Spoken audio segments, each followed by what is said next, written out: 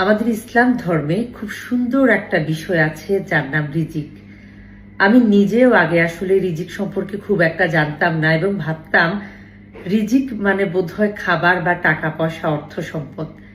রিজিকের সর্বোচ্চ স্তর বলা হয় শারীরিক এবং মানসিক সুস্থতা, এবং রিজিকের সর্বোত্তম স্তর হচ্ছে একজন পুণ্যবান স্বামী বা স্ত্রী এবং একজন সুস্থ এবং নেক সন্তান। আর রিজিকের সর্বনিম্ন স্তর হচ্ছে টাকা পয়সা, সোনা গয়না, খাবার দাবার, এইসব জিনিস। অথচ আমরা এই টাকা পয়সা এসবকেই মনে হয় রিজিক ভাবে।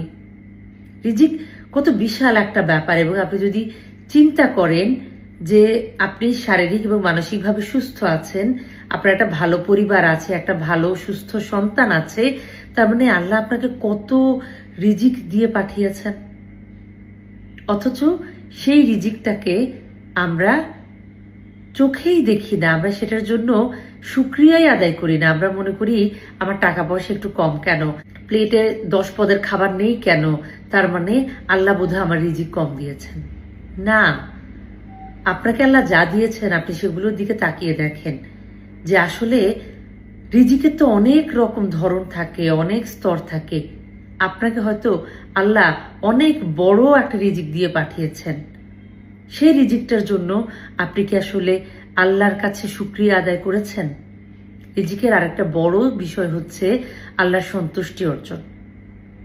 তো রিজিক আসলে বিশাল ব্যাপার। আমরা আসলে এগুলোকে এইভাবে ব্যাখ্যা করলে এটার মর্মার্থ আমরা বুঝতে পারবো না। তবে আমরা সবাই আসলে আল্লাহর কাছে শুকরিয়া আদায় করা উচিত যে রিজিকের যে স্তরগুলো আমরা পাচ্ছি, আমরা ভোগ করছি, সেটার জন্য আমরা আসলে কৃতজ্ঞ থাকা উচিত। এই যে ভালো থাকা, আমরা মনে করি দেশের বাইরে গেলে ভালো থাকবে, বা অট্টালিকায় থাকলে ভালো থাকবে, কিংবা শহরে থাকলে ভালো থাকবে। ভালো থাকা মানে কি? সুখে থাকা।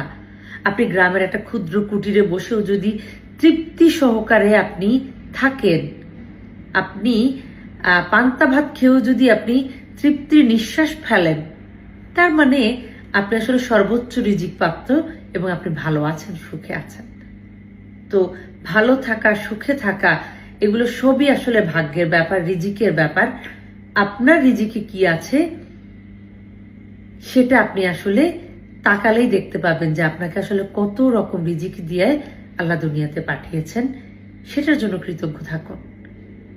নাই নাই করলে তো আসলে অনেক কিছু বলা যায়, কিন্তু আছে ভাবলে দেখবেন যে কত কিছুই আসলে আছে যেগুলোর জন্য শুকরিয়া আদায় করলেও শেষ হবে না।